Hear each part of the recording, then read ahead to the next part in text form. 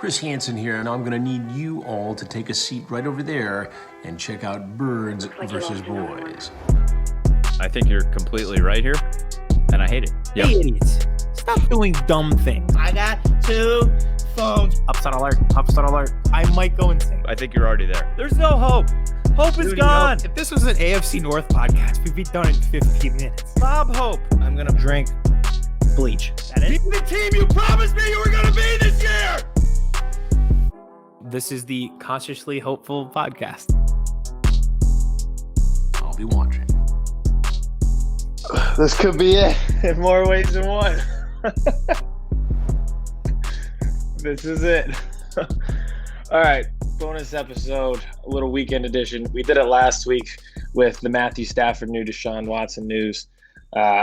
Little bit different news this week because it hits home. So Carson Wentz is looking like it's going to be on his way out. Trade is imminent within the next few days. So we'll talk about it a little bit and here with producer Vince and give our destinations for where we think he's going to end up after Philadelphia. So Vince, thanks for hopping on a bleak day for me, but how are you? It's good to see that the only guy that deserves to keep his job is the only one that doesn't deserve to keep his job is the one that keeps his job. I think that's self-preservation. Yes, I was about to say. I compared him to Peter Pettigrew. He's getting dangerously close to rivaling, cutting off his own toe and living as a rat for 12 years in terms of self-preservation is Howie Roseman. It is ridiculous, and I think that's got to be the one takeaway from this is just Doug's gone, Carson's going to be gone. Howie Roseman is somehow still here. I feel like Doug, when he went down to talk to Jeff Lurie, was like, it's Howie or me. And he was like, it's Howie. And then Carson probably said the same thing. It's starting to feel that way. And I know the reports back then when Doug was fired, everyone was like, well, he had a strained relationship with Carson. So I guess this means Carson will be here. Carson won. And now he's on the way out the door now too. And it's part of the reason being is because he still has a quote unquote strained relationship with the franchise. So if the coaching staff turned over, and he still doesn't want to be here, who's at fault? I don't think Doug and Carson liked each other, but I don't think it's as serious as it's not the same kind of dislike that they have with Howie. You know what I mean? Mm-hmm. It's like, I won't work with Howie, but they're like, they'll work with you. Like Doug and Carson will work with each other. They just won't like it. Yeah, I think we all have coworkers who are like, I will work with you because I get paid to do it. Do I enjoy it? Not that much, but I will do it. They were like flat out, I am not dealing with this anymore. I do not want to deal with this organization. I think that's what scares me the most. Like, obviously, I'm sad that he's leaving, but the fact that the one coach who brought you a Super Bowl won it out, and now the one quarterback who kind of changed it, and you thought you had a franchise quarterback for the first time since Donovan went out, you start to say to yourself, like, what is going on here? Yeah, it's not great because we kept the one toxic part of this entire thing. Turns out Chip Kelly had a point the whole time. I was about to say that. So I saw a tweet before any of this came out. They were doing, I should credit the podcast, but I don't remember who it was. They did a deep dive into Howie Roseman and just actually Andy Reid, really, because he's playing in the Super Bowl. His worst tenure as a head coach came in correlation with the 3 years that Howie Roseman was his GM. And the numbers are staggering. It was the only time 3 straight years he hasn't made the playoffs. And then after that, so he gets fired because of that. Andy Reid does. Goes on. Now he's going to back-to-back Super Bowls with the Chiefs. Chip Kelly comes in, takes one look at Howie Roseman. He's like, no, not a chance I'm working with this guy. Locked him in a broom closet down the hall. Yeah. Doug Peterson comes in. They work for a while. But in less than 5 years, in less than 3 after winning a Super Bowl, he's like, he leaves and literally tells Derek Gunn, no worries, I'm at peace with getting fired. Like, I'm done working here. Franchise quarterback comes in. He's like, I don't care. Like, I will leave. Like, this is it. I'm done. I just don't get how we're not picking up on the issue here. Well, I think it's time to move on from honestly, I'll root for Carson wherever he's at. I'm going to root for Doug wherever he ends up, and I'll hate watch the Eagles, I guess. That's how I feel at this point. I've never had such a We always hate on the Eagles as like a joke, but now I'm just disinterested. I'm at the point in this toxic relationship where I've never been this disinterested in the team in my entire life. I think they're corny. I think they're losers, and I don't see them heading in a proper direction. Whether Carson was my favorite player or not, I just don't see it. But you're right. It is time to move on. I think he'll go somewhere else and succeed, and I hope that for him because he's been through a lot of shit here. And I'm sure we'll get more into that come our podcast this week. We have a big interview, but it's sounding like this week will be our official send-off of Carson Wentz. But before we send him off, he needs somewhere to go. So, Vince, are you ready for top 5 teams, top 5 destinations for Carson Wentz? I am ready. All right. Would you like me to start? It's usually a triangle here, but we don't have Yeah, Kevin. you go first. Okay. So at 5, I have the Raiders. Before Mike Mayock and John Gruden were coaches or in their current positions, Mayock the GM, they were analysts, and they raved about Carson Wentz. They love that guy. Go back and watch the tape of Monday Night Football games in Wentz's rookie year. Gruden is in love with him. They also were ready to move on from Derek Carr in the 2019 season, and they thought they had, after the meeting with Tom Brady's agent, they thought they were getting Tom Brady. So they're clearly willing to move on from Derek Carr. So at 5, I have the Raiders. Both Philly guys, too. Or Philly ties, at least. Philly, yeah, kind of. And I like Mayock, too. Yeah. My number 5, I have the Dallas Cowboys, just because I would love to see what would happen. I love the chaos. Yeah. There was, you know what? During the draft in 2016, the Cowboys also had a top 5 pick, and they were interested. There is a video that goes back of Jerry Jones and Carson Wentz having a meeting, and Jerry Jones was smitten with him. So,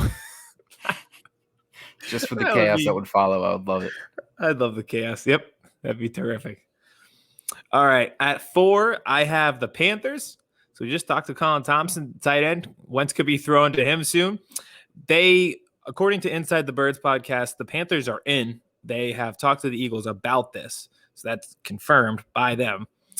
The one issue is they have a terrible contract with Teddy Bridgewater. They owe him $17 million guaranteed. Why would you structure his contract that way that you can't get out of it after year 1?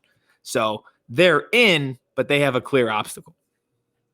Number 4, I also have the Panthers. Nice. Another sort of Philly tie, Matt Rule. Not that means anything really, I guess, but I would just like to see him go play in Matt Rule's offense on that team that I think is, that offense is insane. Can you imagine him with Christian McCaffrey? Imagine him having a weapon, He might look a little better. Yeah, that's another team where clearly on the up and up. We've talked about the Matt Rule trajectory before. Year 1 sucks. Year 2 you look better. By year 3 you're just a wrecking ball. So and they have the pieces there, like you mentioned. The core is there. McCaffrey was hurt this year. Having him back, they'll be all right. They just need a quarterback. All right, at 3 I have the Broncos. So Drew Lock is not the answer. This team is constantly looking for a franchise quarterback. John Elway is always in the market trying to find the guy for Denver since John Elway was the quarterback. So I would not be shocked if Carson landed out there so they finally get their franchise quarterback. And they've done the inverse of the Eagles. They invested in talent around the quarterback position and tried to get a quarterback to come in and have the talent surrounding him. The Eagles found the quarterback and then did not surround him with talent. So the Broncos have done the inverse. So we'll see if it works out. And Carson's tall, so he checks all one of the boxes that John Elway needs in a quarterback. Joe Flacco, Peyton Manning. That's the call with Howie Roseman. How tall is he again? 6'5". Yes, you can have 2 first-round picks. Can you imagine how he looks at Kyler Murray and Drew Brees and Russell Wilson? He pukes. Cannot stand it. Meanwhile, he's throwing Drew Lock out there every week. All right. He has to go against Justin Herbert, who's 6'5", twice a year. He probably just bangs his head off the wall thinking, how can this not be me? All right, number 3. This team was going to get brought up. I have the Indianapolis Colts. You know how much I love Frank Reich. I've loved that team since Super Bowl 41 that we talked about on the last podcast. That's always been my AFC team. I would love to see him go. All the weapons, their defense is great. They got an O-line. Like that would be I think it's the perfect spot for him. I agree with you. I have foreshadowing. I have a feeling they're going to be coming up again here soon. We're not done with them me yet. too.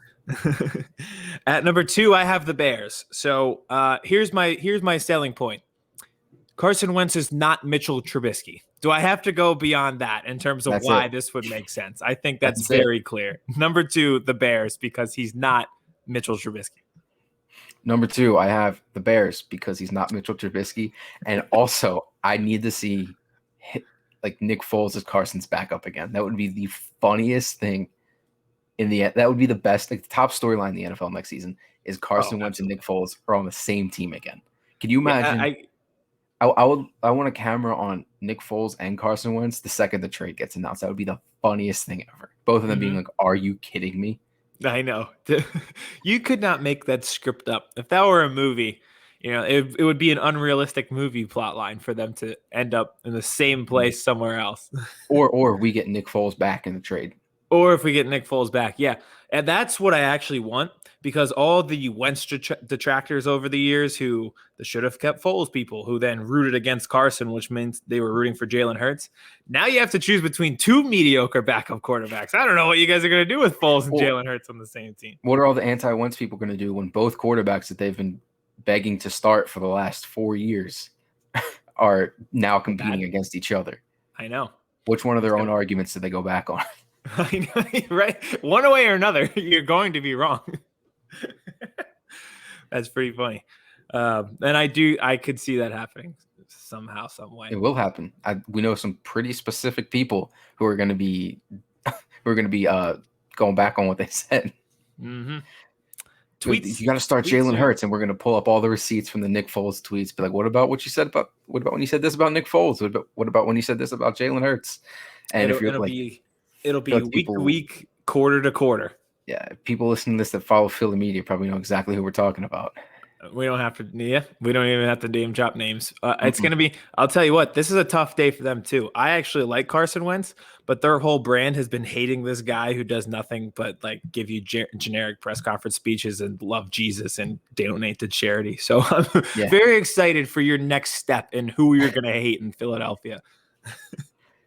Look out, Joel Embiid. I know you're having an MVP season and saved all the employees and paid their salaries last year, but someone who's likable needs to be hated here.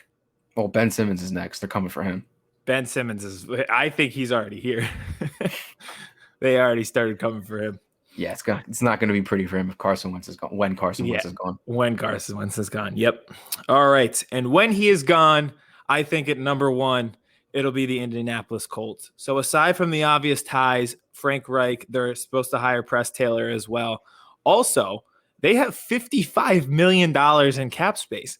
So the contract situation that seems to be a bugaboo for everybody doesn't really apply to them. They can just flat out make this trade, eat that cap space, and have more. And they don't have a quarterback. Like we're talking about some of these other teams. Derek Carr, he has money tied in, $19 million guaranteed. Teddy Bridgewater, all that stuff. Colts, Rivers is retired. They don't have to worry about it at all. They can plop him in, and they were a playoff team without him. So I'm very excited. I hope that happens. That actually ties in perfectly to my number 1 pick, who is the Indianapolis Colts again, because I really, really, really want him to go to the Colts. I respect it. I respect it because on our other podcast here at Branded Drunk Off PNR, we were doing a list like this, and we did top 5 most overrated players. And I had to put Westbrook on there a few times just to make sure I was getting my point across. So I'm glad that you went that route as well. Well, that's the same, it's the same way he plays basketball. Just put him up there as many times as you can, and one of them's got to be good. For emphasis, you have to do it a few times. But the Colts have so much money because, get this, they draft well, so their young players are good. They're not paying anybody. What a fascinating concept. That's to crazy. Not have to build through free agency, and you just draft guys you hit on your first round picks like Quentin Nelson. And last year, instead of drafting a backup quarterback in the second round, they got Michael Pittman. And all of a sudden, he's pretty good. And you already had T.Y. Hilton. So all of a sudden, your team's pretty good. It's amazing how that works out. And then even the guys that aren't Pro Bowlers are still good enough to get you, like Paris Campbell, Marlon Mack, Jonathan Taylor. They're all good enough weapons to put around an even decent quarterback. Like you saw Philip Rivers, Jacoby Brissett. Like they're going to be fine. With Carson Wentz, that's a Super Bowl team. Yeah. I mean, they were in an AFC championship against the Patriots with Andrew Luck. He gets hurt, then he retires. So now they've been looking for a quarterback ever since, but they've been afloat ever since then. The only thing that's been holding them back is the quarterback situation. Mm-hmm. And I think that's the one, though. It's the most obvious one. These other teams, I think he might have as much success, but the Colts is the most obvious one to me. Yep. And honestly, we haven't talked about it. I don't care what we get back. Just get Carson out of here for his own good. I don't like. You're right. Yeah. For his own good, it's time. I don't even know what type of haul you get back. And you know what? Usually I'm a guy who's excited about draft picks, but I've seen them go down the drain so many times that I genuinely don't give a fuck how many picks we get back for him. And this team doesn't deserve assets, so I don't care what they get. Once they get assets, they blow through it. The Eagles and the U.S. government just really don't know how to handle any assets that are given to them. So who cares? I don't care what happens. I wish them the best, and I'm happy for, like we said, we'll get into it more on Monday, but happy for the times, and maybe by the next time we record, one of these teams on our list will have come true. Yep. Welcome back to the rebuild. Trust the process. Here you go. Trust the process. Goodbye, Carson. Thank you. All right. That was longer than 5 minutes.